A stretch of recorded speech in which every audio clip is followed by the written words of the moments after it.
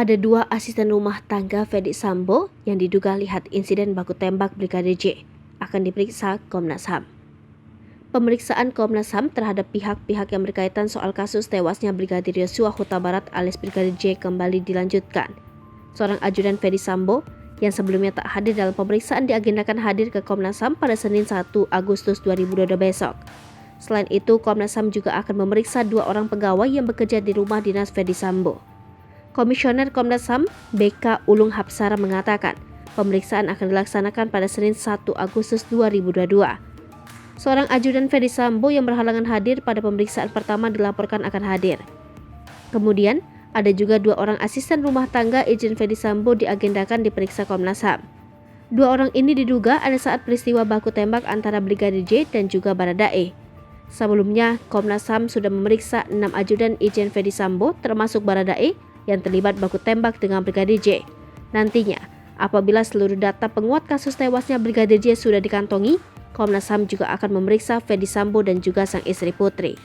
Setelah pemeriksaan Sambo dan istrinya rampung, barulah Komnas HAM akan memeriksa lokasi penembakan Brigadir J. Komnas HAM juga akan mengagendakan uji balistik terkait kasus tewasnya ajudan Ferdy Sambo ini. Brigadir J merupakan ajudan dari Ferdy Sambo meninggal di rumah Kadif Propam Nonaktif Polri itu Jumat 8 Juli 2022. Polisi menyebutkan Brigadir J meninggal setelah baku tembak dengan Baradae. Menurut polisi, saling tembak itu terjadi setelah Brigadir J diduga melecehkan istri Irjen Ferdy Sambo.